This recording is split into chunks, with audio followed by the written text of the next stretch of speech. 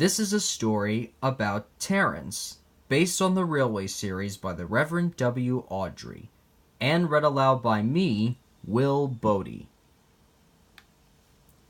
This is a story about Terence the tractor.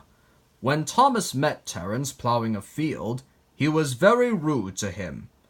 But when snow came to Sodor, Thomas found out that Terence's caterpillar tracks could be really useful.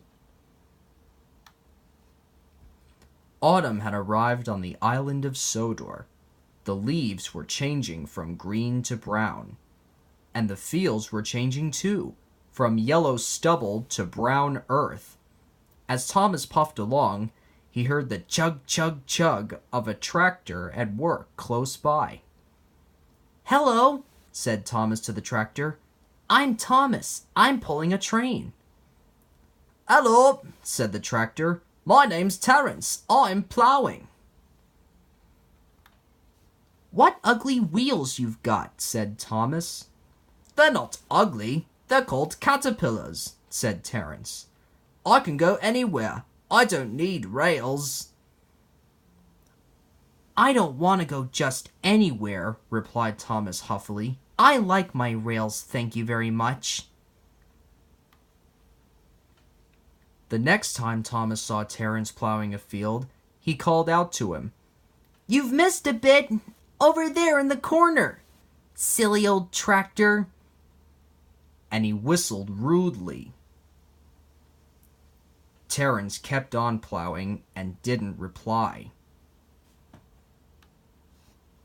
Winter came, and with it, dark, heavy clouds full of snow.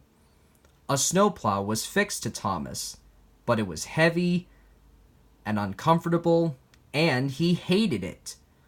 He shook it and banged it until it was so dented that eventually it had to be taken off. "You're a very naughty engine," said his driver, as he shut the shed door that night.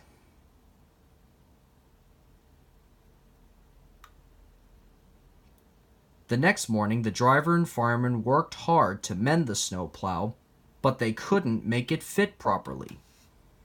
So Thomas had to set off without it.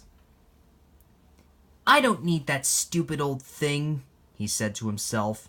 "Snow is silly soft stuff. It won't stop me." But as he rode along,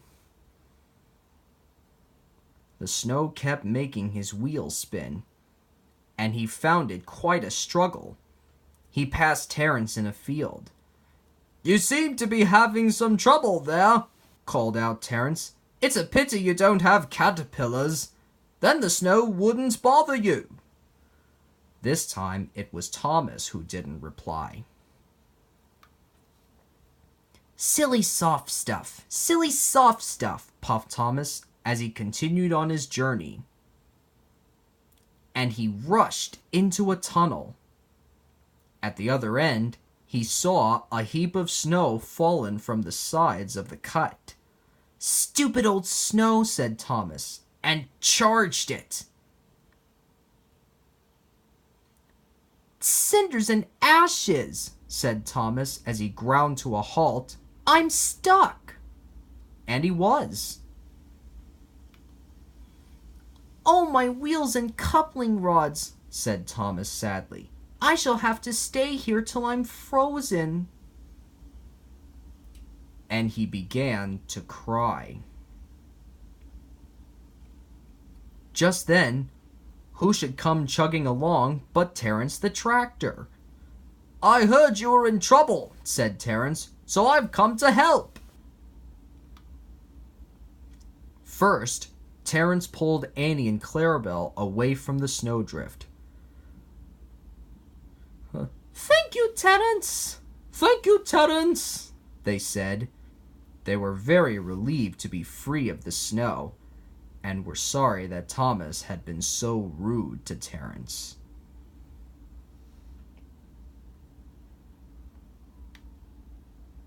Next, Terence came back for Thomas.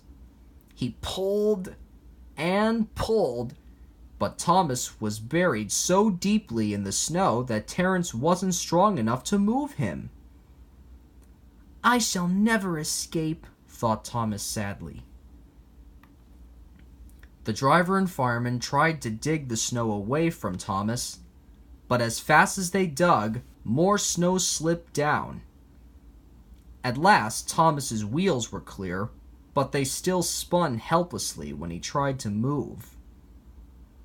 Terence tugged and slipped and slipped and tugged, and eventually, with the most enormous effort, he dragged Thomas clear of the snow and into the tunnel.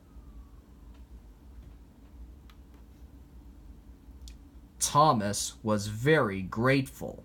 "Thank you, Terence," he said. "I think your caterpillars are splendid. I'm sorry I was so rude to you before." "My caterpillars are certainly useful," said Terence. "But I can't go very fast. I couldn't pull a passenger train like you can, Thomas."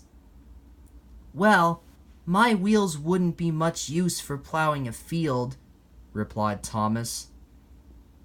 And with that, Terence returned to his farm, while Thomas puffed tiredly back to the engine shed.